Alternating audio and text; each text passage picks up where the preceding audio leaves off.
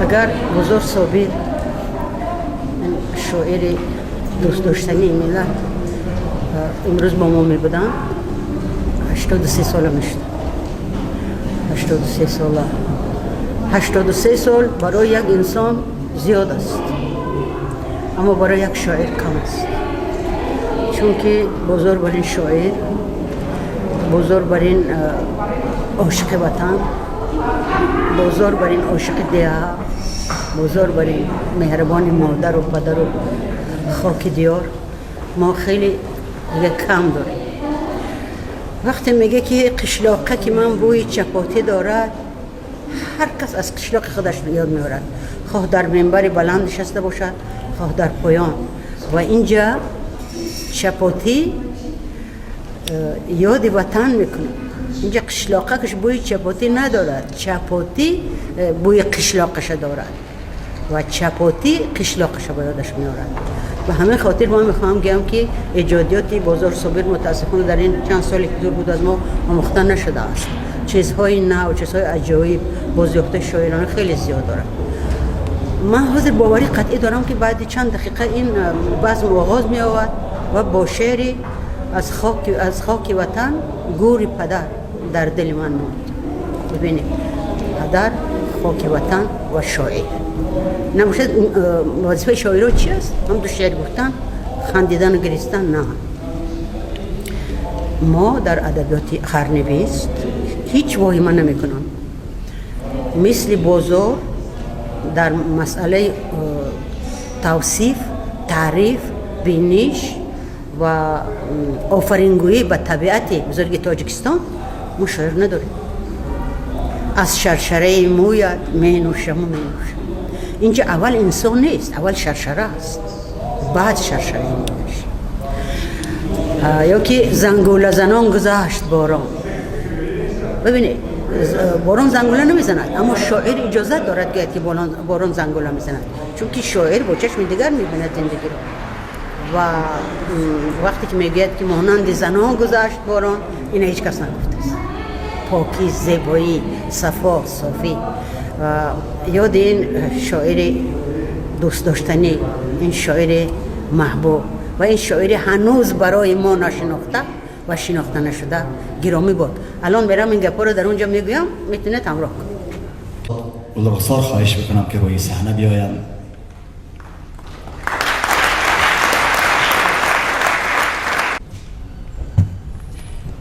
اون که فهمید که کی رو گم کرده اید و ما چی رو گم کرده ایم در زندگی خودمان. من میخواستم که هنرپیشه خلقی تاجیکستان محرمه شریف و همون شعری خاک وطن همراه ما و شما بسرایم. وقتی که یک میلاد یک شعر میسراید، ملکه میلاد است. مرحبا. به موسیقی.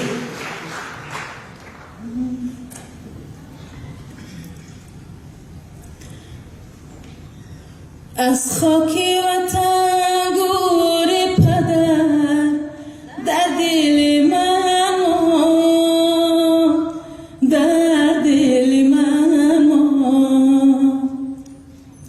مادر چو مزار لب جان در دل من، در دل من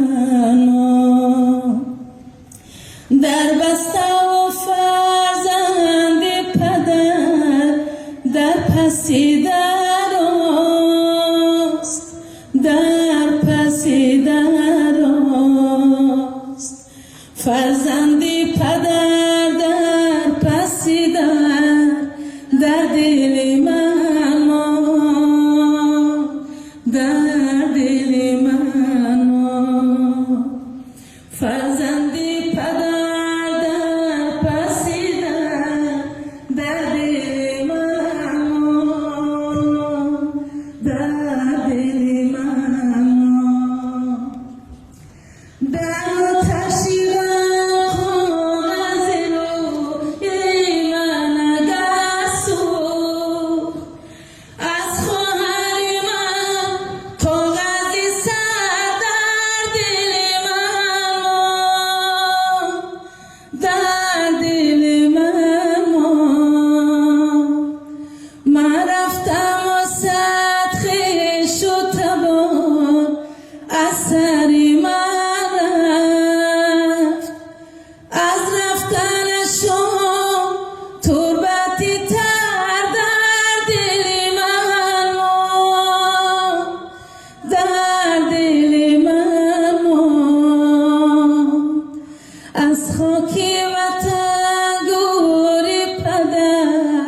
در دل منو در دل منو مادر چو مزاری لب جان در دل منو در دل منو.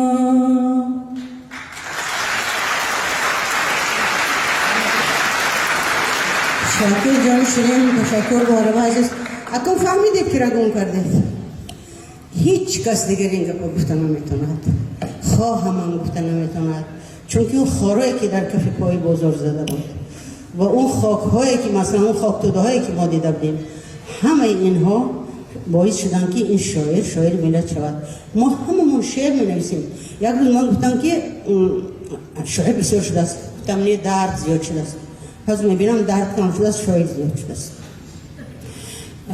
در قصر فرهنگی در کاخ در ریشه فرهنگی ما روز بدخشان فوجی است. یک مصرع شعر نیفتم، یک بیت نیفتم که برای تسلای مادرای بدخشان روی کنم.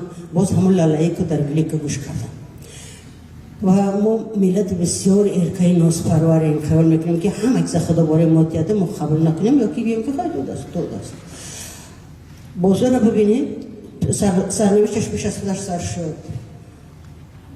اینترنت و این چیزا و بعد این چیزاش همه تان خدا میدونید. پروردگار همه خیلی یک چیز نمیتید آدم را که اگر 100 چیزشو نگیرد. در پیشی نظر اختر شب میمیرد، گل را بینگر خنده به لب میمیرد. از داده و ناداده تقدیر چه سود، یک داده و 9000 را میگیرد. اگر بازار همین روز همین طالب میگو چه خرسان میشه. ما این صمیمیت در زندگی چیزور نکردیم. این قطاری که از گلچهره نشسته است، خانم وفادار و نازنینشون و که دیگر دوستان ما نشستن در محفل شعر من. بازار همونجا نشسته بود. همین نوار من به حس میبینم که چقدر حواس و آرزو این نوار نگاه میکند و میدوند که اگر در ملک غیر اگر شاه هم باشید تو این صمیمیت و این محبت نمیبینی. برای همین مردم خاک وطن میگن. بازار همچون شاعر در قرن ما نظیر ندارد در تصویر طبیعت. اگر این بچه قشلاقی نمی بود، اگر لوی قشلاقی نبود، اگر استاد قناعت قشلاقی نمی بود، این چیزا رو ما نمیفهمیدیم، این چیزا رو ما نمیدونستیم. از خلطه چپه سر کرده تا چپاتی، قشلاقه که من بوی چپاتی دارد من خواهر کردم هم قشلاقه بوی گرده چه چپاتی دارم. بعد بینم که نه و میخواد گرد که چپاتی بوی قشلاقه که من دارم، قشلاقه بوی چپاتی نه. و شاعر از همین یک ذره خاک وطن سر می شود. خب اون نوارم ممکن شما وقتی که جنازه بزرگ عزیز 14 روز در آسمان سرسان بود من نوشته بودم و این نوار کارگردان بسیار معروف ما ناصر سعید نوار برداشته بود، در اینترنت هم هست. و یک شعر نوشته بودم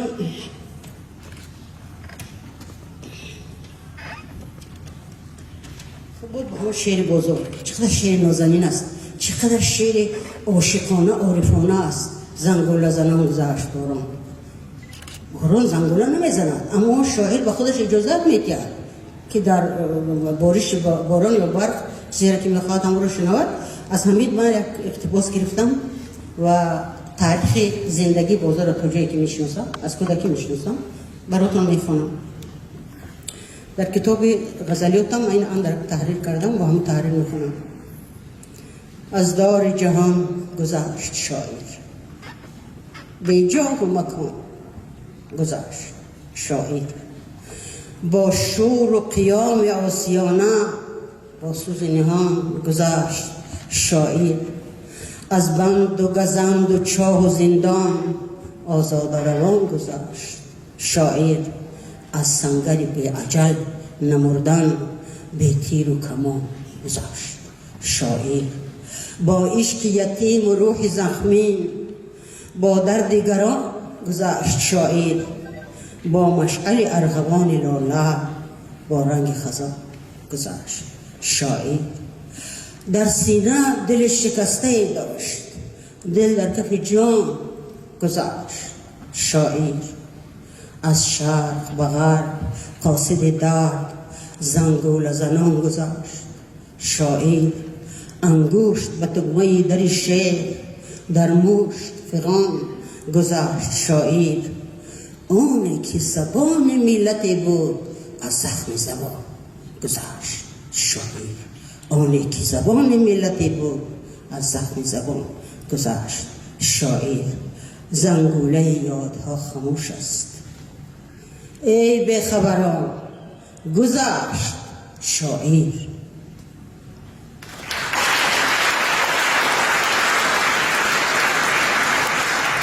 دوستان عزیز بسیار میگن که برای دوست میدارم مرا میپرورم. هیچ کس دوست نمیدارد. من قدر عمر کوتاه ندیدم که ندانم. اما اگر خانواده خوبی داشته باشی، یار و دوست خوبی داشته باشی، فرزند خوبی داشته باشی، از تو یاد میکنن تا وقتی که هستم. بعد از شعرمون اگر ماند، من با دختر نازنین بازار شبانه که دخترش بسیار دوست می داشت و با گجربانو که از امریکا با همینجا پرواز کرده آمدن و با همه یار دوستانی که در اینجا نشستن از نام بازاری که با ما نیست تشکر میگویم، چون که حقیقتا بزرگان را بزرگان زنده می‌دارند، بزرگان را بزرگان دیگر پاینده می‌دارند. ای برادر خاک پایت توتیا، گر تو ما را دوست می‌داری بیا. من که مردم در فراق روی تو، بعد مردم خواب بیای خانه. تشکر.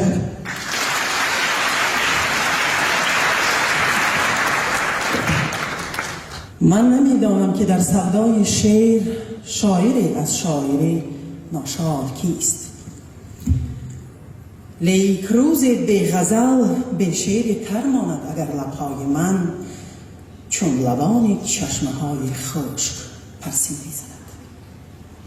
هیچ کس مانند من ناشاد نیست. شکریان وقتی که از بند جگر برگ‌های تازه بیرون می شود. در سری هر بیت همچون در سری گهواره چون زنی نوزاد شادم. در سری هر بیت همچون در سری پیراهه گویی محبوسی نوازادم. شکریان شعری که مثل کودک با عذاب تلخ تبلیغش کنند. روز نوروز است هر روزی که خلق ملل در جهان چون زاد روزی شاعر عیدش کنند. شاعر و شعری اگر باشد کسی غمخوار هست، چشم بیدار و دلی بیدار هست. گونه های تیره از شعر آفتابی می شوند، خشکی های سینه ها از شعر آبی می شوند. شاعر و شعری اگر هست عشق هست، رحم و ارمان هست. یعنی در سری گهواره طفلان هنوز مادران شبزیده‌داری می کنند. الله در لب شیر در پستان هنوز. محترم خلقی که او نیران و اسکندر نداد، لیک کالدیران و بیران داد. محترم خلقی که شاعر پرور است، شاه و پیغمبر ندارد، لیک دارد شاعری. شاعری که سینه‌اش هر نکته را می کند چون معدنی از کام، بلکه همچون پاره از جام. مثل محبوسی که در تلواسه جان کندنش می کند دیوار محبس را بدمدان. خلق روز توی و وقت ماتمش دفتر و دیوان او را می کشاید همچو دسترخوان خیش. شعر او را تشنه ها چون آب می نوشند و چون نان حلال گشنه ها با هم برابر بخش و قسمت می کنند. شاعری را آفریدن کار 100 ساله است، سخت کاری بار 1 سیاره است. همچو ثروت شاعری گم کردن آسان است، لیک همچو شهرت شاعری دریافتن بس مشکل است. قطعه خالی است به فردوسی توسی هنوز، قطعه خالی است به فردوسی توسی هنوز. قطعه بیچاره یک شاعر صاحب دل است. گرچه شاعرها در عالم دیر پیدا می شوند، گرچه ننگ شاعری بر مرگ القا می کند، گرچه عمر شاعران بسیار نیست، کی چو من در آرزوی عمر حافظوار نیست. کی نمی خواهد که روزی نی اگر 1 ساعتی همچو شاعر زندگانی کرده میرد شاعری. شاهکار نی اگر بیت بماند یاد بود، در زبان ملت خود. راضیم بدبخت باشم لیک باشم شاگری. راضیم سرسخت باشم لیک باشم شاگری. راضیم چون سعد سلمان با گناه شاعری در چاه و زندانم کنند. چون هلالی شعر در لب سنگ بارانم کنند. شاعری در بود و در بنیاد من کاش بی‌درمان شود. درد است اگر درد شیرین درد مادرزاد من. گر خطا باشد گر افغانش سرم، در بهای سر نمیدانم خطای دیگرم. راضیم من در خطای شعر رنجورم کنند، بلکه همچون رودکی کورم کنند. راضیم میرم مرا در خاک نگذارند و لیک شعر در دستم بمیرم، شعر در حلقم بمیرم، شاعری خلقم بمیرم.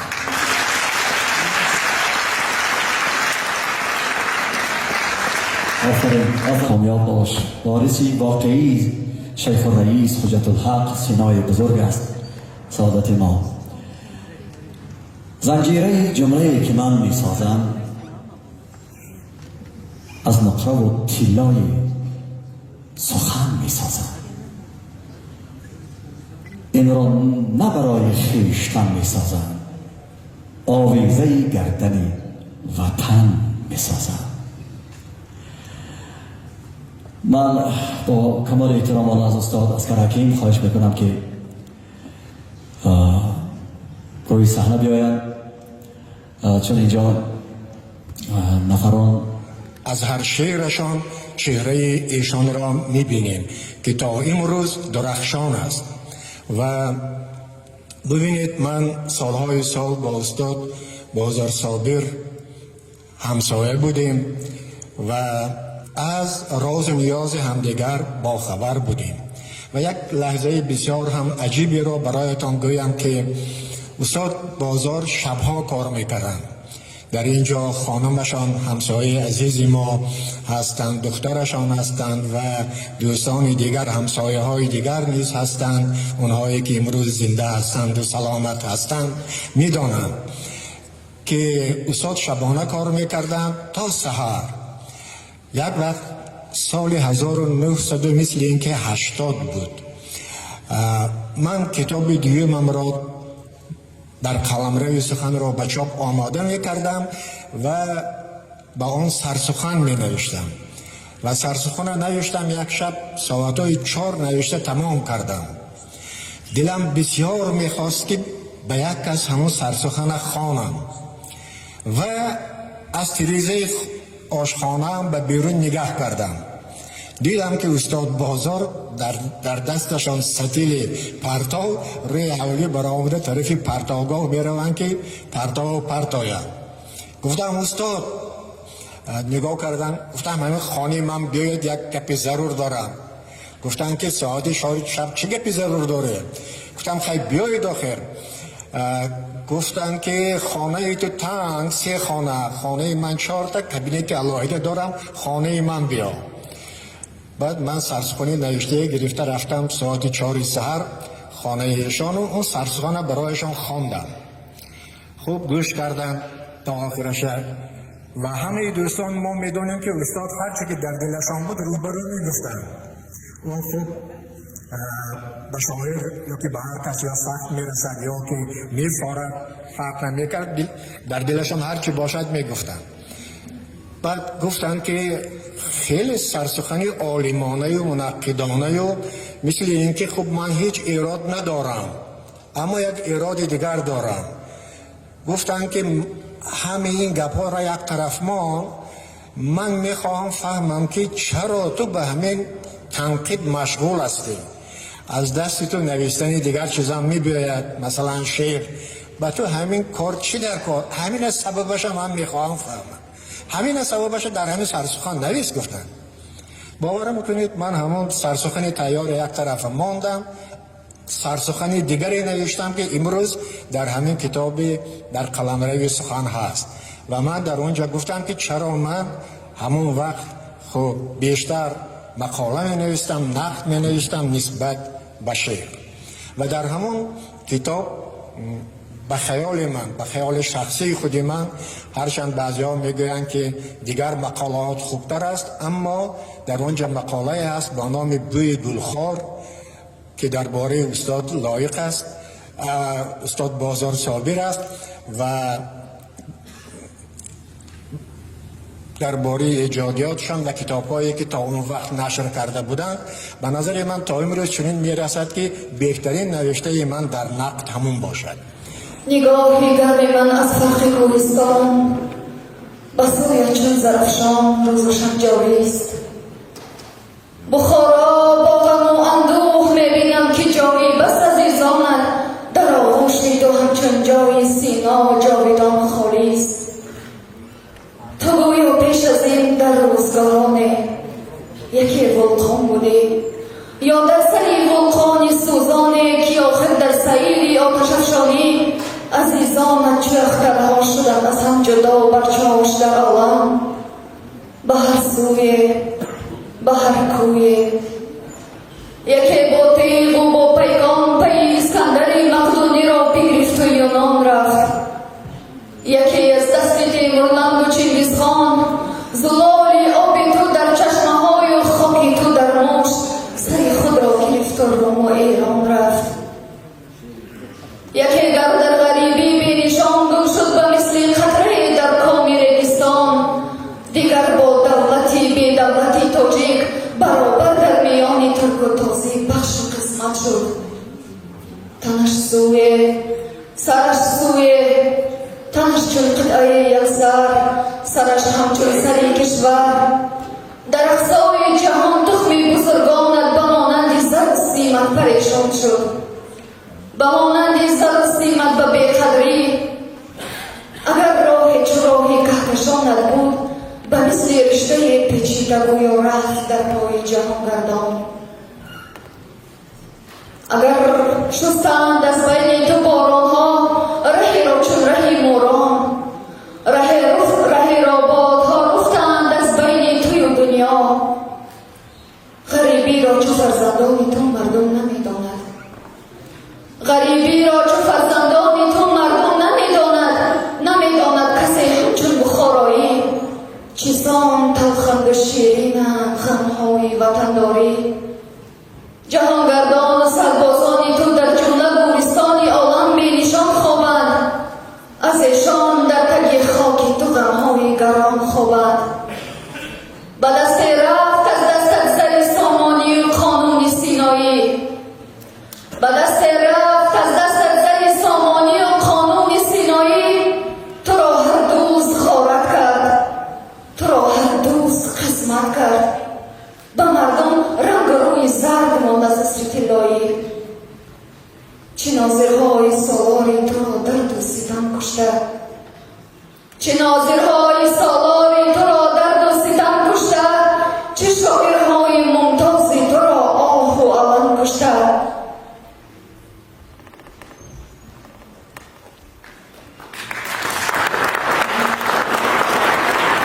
بخارای شریف گهواره مردان ناتکرار، دیار شاعران و شعرهای رفته با هر باد و از هر یاد.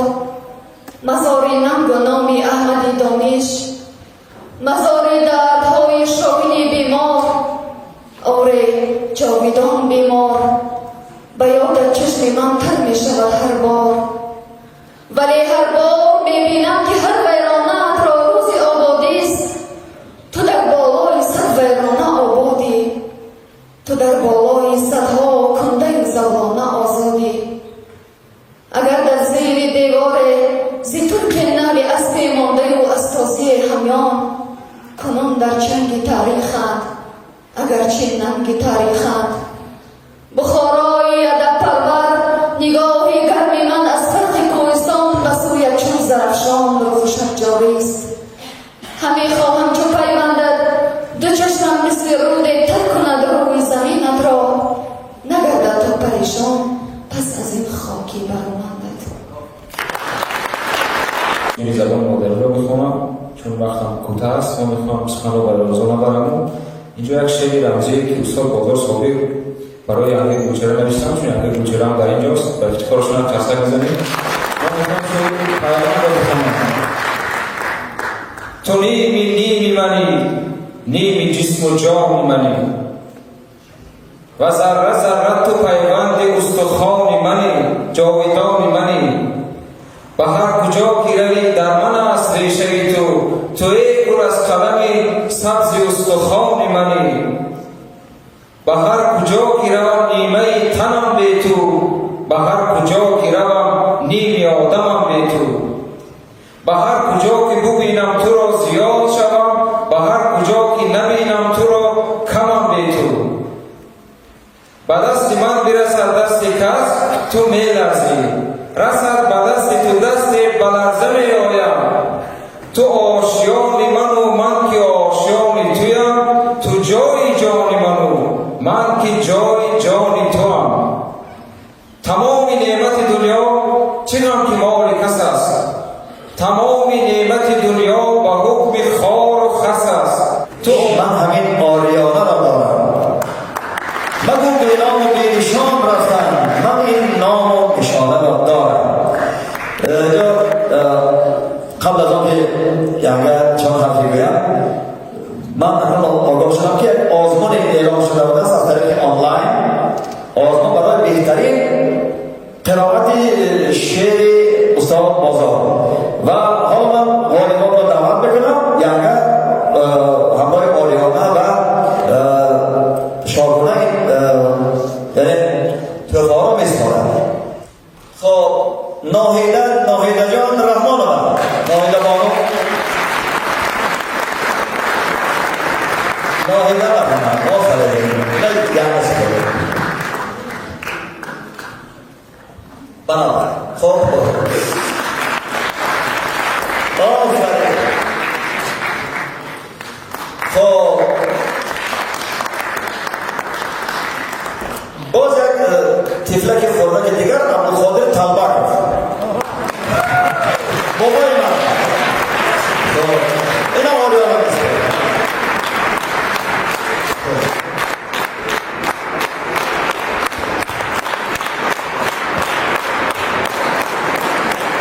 بابا جان من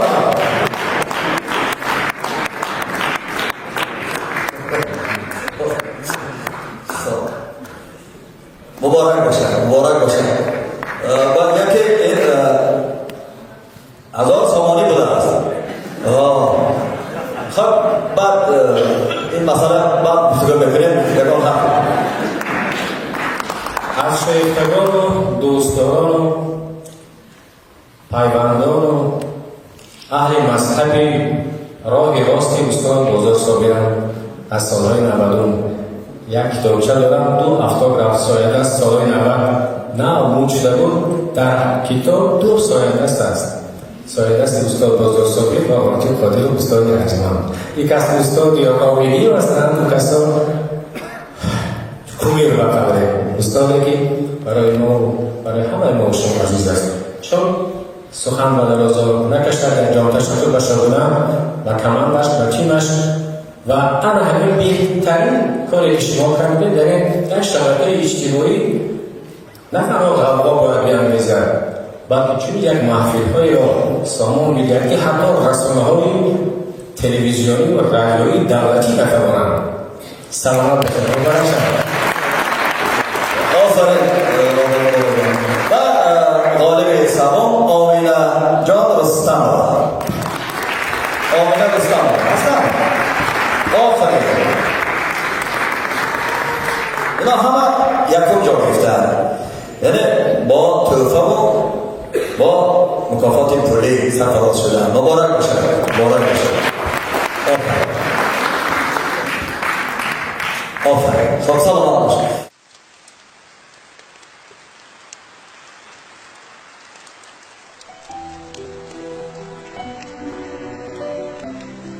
زنگوله زنان گذشت باران، با سلسله ها گذشت باران، با سلسله ها گذشت باران، مانند زنان گذشت باران.